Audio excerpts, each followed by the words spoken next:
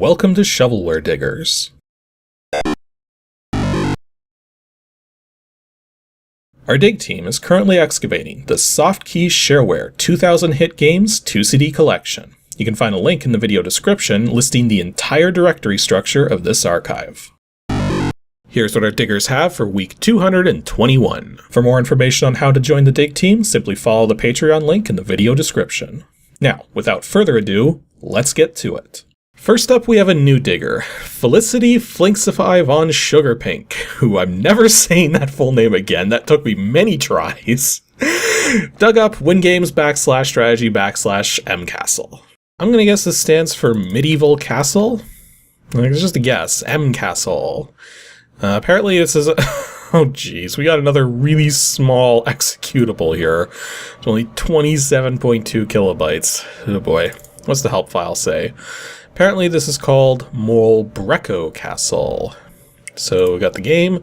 Game requires you to move through a maze and steal treasure from the Mobreco. Mobreco will try to stop you from doing so. If you come in contact with him, you are dead. And why does dead have to be hyperlinked? Interesting. Oh, we do have some graphics. Given the size of the executable, I was not expecting to see graphics. So after each one of your moves, the Mobreco will attempt to move towards you. The Mobreco cannot move through walls. If a wall blocks his path to you, he will try to move around it. You cannot move through walls unless you have enough ammo. Wait, what? So you use ammo to move through walls? Okay, well this doesn't sound too complicated, although I'm not seeing any registration info. But in any case, let's run it here. Doesn't maximize. Oh, hey, it actually does. That's not something I was expecting for a game using bitmapped graphics. I'll take it. And apparently this was made by a John Okerblom? Oh, hey, wait a minute. Mobreco Okerblom. It's literally his last name backwards. Yeah, I don't see any registration info, so I've got a funny feeling this is freeware. But in any case, so I take it we use the arrow keys. Yep. Now we don't have a list of how much ammo we have, which doesn't help, but yep, I had a feeling there'd be a wall there. Okay, there's no wall there, so I don't want to give that creature easy access to me. Plus, we're still looking for treasure, unless I already picked it up. Oh, whoops. Unless it was ammo. Actually, hang on. Let me quickly look at the stuff again. So each piece of ammunition allows me to remove 3 walls. Okay, so I've already removed 1. And I need to get the treasure in order to win. Okay, so looking for the uh-oh. He got free. And I accidentally went through another... Whoop. This is bad. And I did. Oh, there was actually a lot of ammo in here. Actually, given the fact that the enemy can move diagonally, can I move Yes, I can. This changes things a bit, if I can move diagonally. Okay, so that's just a dead end there. Oh, he's gonna... Oh, this is bad. Yeah, it's bad. I dead again. Okay, so let's try not to die this time and actually win. Although that might be a little tricky. This is not going well. Not going well. Not going well. Yeah, I'm dead. Okay, so I guess the trick is don't let him get too close. Because if he gets too close... Like, I mean, the fact that the monster's moving back and forth now suggests that he couldn't get around something. Oh, that's not good. That's not good. Okay. I must have hit that one weakness in the AI to be able to escape just there. But that's good. That means he's on the other side there. I don't have to worry about him. Treasure's probably over here somewhere. Hopefully. Oh, there it is. Ooh. But I'm in a pretty bad situation here. Okay, he's trying to go around. Oh. Okay, I think I got him. Ha! You might be right on my tail, but I'm right at the exit. You've got the treasure. So that was Mobreco Castle. Seems to be a freeware game, and for what it is, the fact that it maximizes with bitmapped graphics is impressive on its own. But yeah, that actually plays perfectly fine. So for a free title, it's a pretty simple time waster. That wasn't Felicity's first attempt at a dig, though. Unfortunately, her first dig failed. DOSGAMES /arcade/ won the house. And this one failed for kind of a ridiculous reason. The question is, which file do I run? I'm gonna guess it's thehouse.com, which I should be running. Nope, that just shows a little logo. Actually, just out of curiosity, what's this Xmas thing do? Oh, it's just probably another BBS thing from the looks of it there. Okay, so do we even have a functioning program is the better question. I guess we'll try run VGA? I'm running out of things to try here, so I guess the house... No, we already tried the house. Strong H2? No, that doesn't work either. Okay, so... Looking at the file id.diz again, there's supposed to be a tdrhouse.bat, which is missing, which means there's probably a lot of other files missing, because this does not... 44K for all those files there doesn't sound like a big enough thing for what's supposed to be a full 3D program here. So, yeah, the files needed to run this are missing. Way to go. So, failed dig. What do you expect?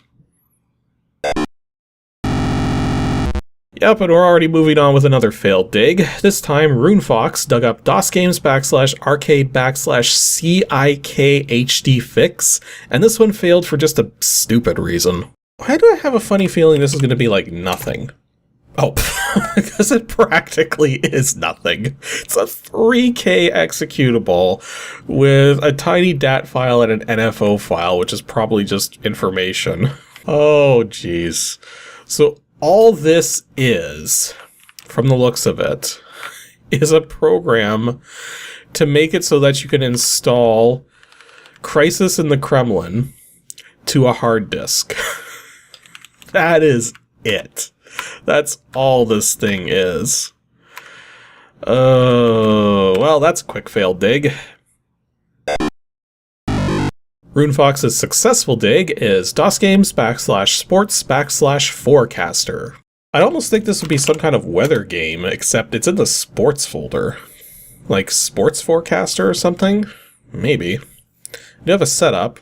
We do have a 239 kilobyte executable, so this should actually do something. Let's type the file id.diz. What do we got here? NFL Forecaster 2.0 by George Tylutki?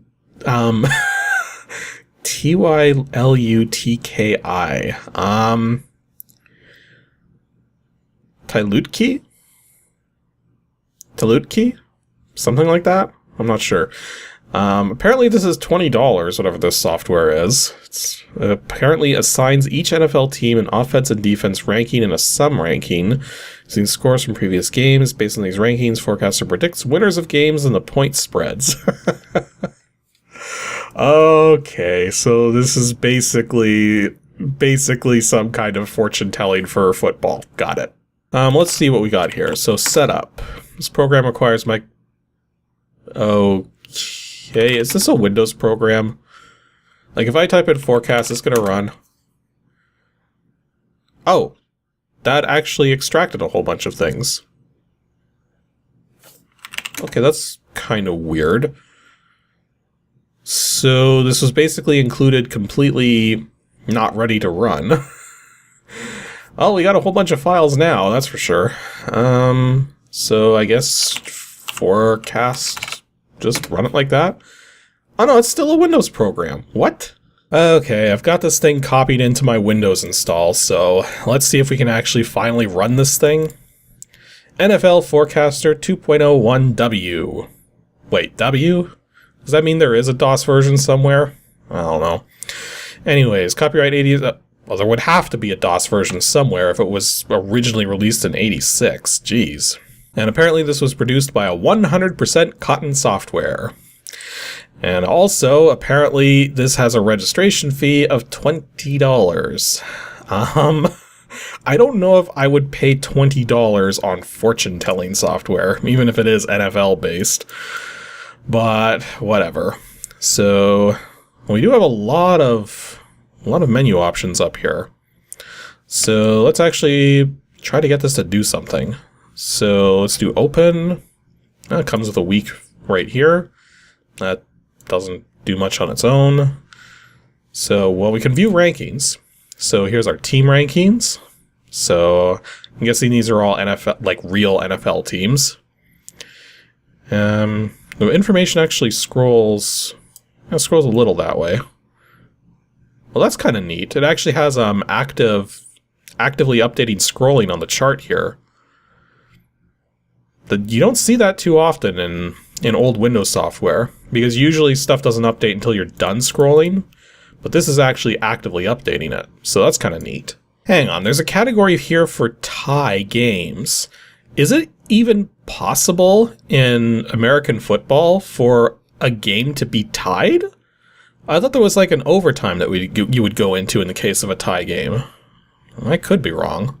Anyways, we got more views here, so let's do division rankings. So it gives us, well, some more ranking stuff here. Has the teams separated by apparently their divisions. Got category rankings, which not sure how this applies to anything. Yeah, I don't know a lot about American football. I know enough to be able to play it in video game form, but that's about it. Like, I mean, the thing is this was touted as a program that can help you predict, like, scores and spreads and everything, but how do you actually do any of that? Like, is it just keeping track of the stats and that's all it is a stat viewer? That'd be kind of weird. So yeah, this is not looking at this here, this is not a program that automatically does anything for you. Basically, it's saying that every week you gotta take some time to actually put in the scores for that week in order for this program to continue to function properly. And it also says here, every good fortune-telling program has to do this. NFL Forecaster is recreational software. Any interest and pleasure associated with the program is derived from using the program and not from any results which might accrue from using its forecasts. It is not intended to be used as an aid to placing bets, and no claim is made that it will make you a winner. Although the accuracy of its forecast is greater than from chance predictions, more accurate than flipping a coin. Oh my... It says here more accurate than flipping a coin. Okay, yeah, sure. It says here it's 62% accurate. And if that's true, flipping a coin is 50%. So you're actually basically not that much more accurate than flipping a coin. Okay, so looking through more of the help file here, it seems that in order to get the predictions, you have to put in the scores. And given that it can take like 10 minutes to put a whole bunch of scores in, I don't know if I want to actually go through that. So yeah, that was NFL Forecaster. It's basically a program that just tries to predict if a particular NFL team's going to win or lose, and is only 60% accurate, meaning it's literally not much better than flipping a coin. Apparently a little bit better if we're to believe that number. And then the other better question is this worth $20? And no, this is not worth $20 because this doesn't do anything useful. This is simply well, actually, no, wait. You know what? It does do one useful thing. Because people who are really into sports type, like just sports in general, it doesn't even matter what sport. So as long as they're interested in a particular sport, they're going to be interested in stats and all the stuff that goes with like the different players and the different teams and all of that. And they like seeing that information. And this is a program that starts you off with a base set of values, and you can just work from there in terms of entering the numbers yourself to keep this up to date as you're watching through the particular section of the time, like when this is happening. So this is very time specific, like time critical in terms of when it would be useful, but it does have at least that purpose for somebody who's really into the stats. But beyond that, the whole notion that it's going to predict who wins and who doesn't it's folly. It's not, you wouldn't, if you tried to use this program to place sports bets, you're not going to be looking so happy about the end. So yeah, that was NFL Forecaster, better suited as a program for tracking stats than for its intended purpose of predicting things.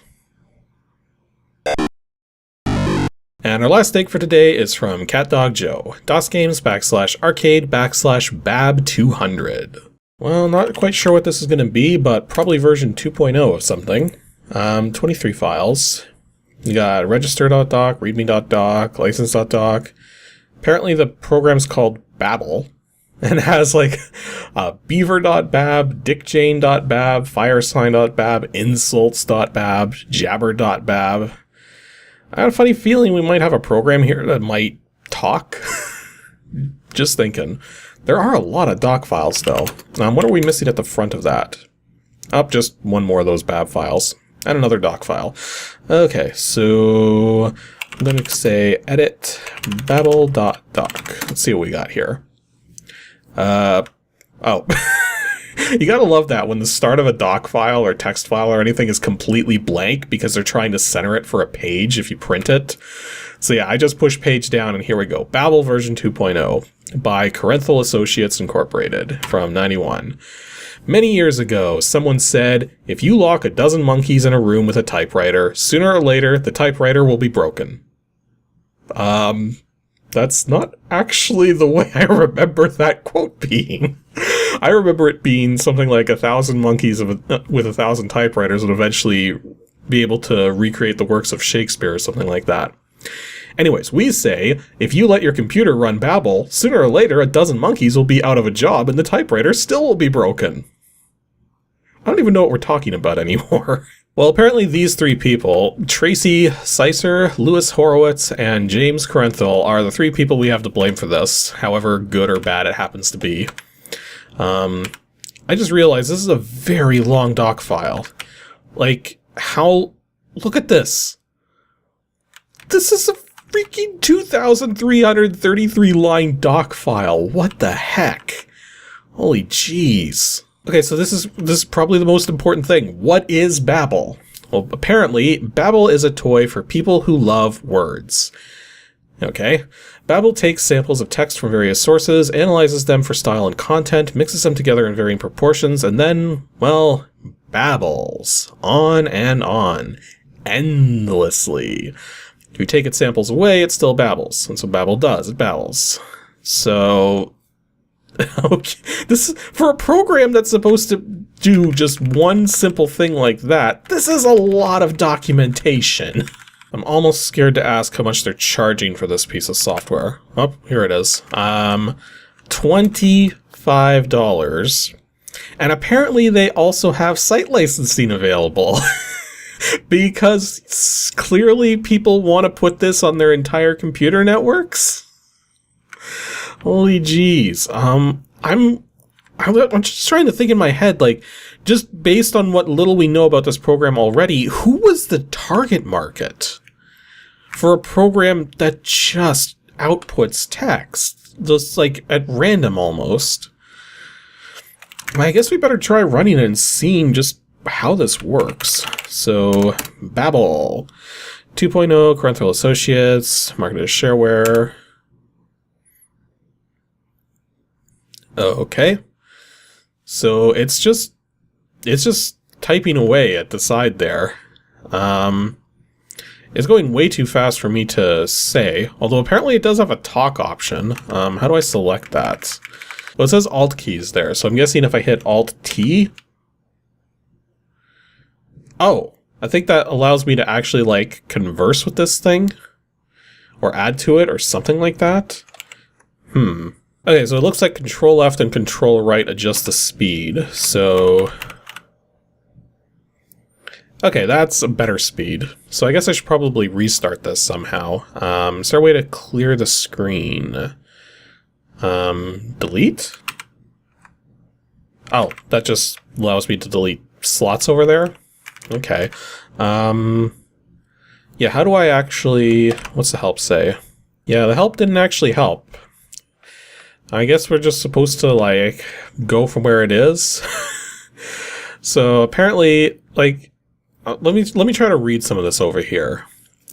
Be how she were not to me, what of the lazy pacing clouds and kill the air? I will answer it off. He jests at scars that check upon that I were not her eyes in a nunnery. I will answer it is the east, and refuse thy father and by any other name. She leans her vestal livery, is already sick, and sails upon the sligs, and refuse thy father in green, since she says nothing.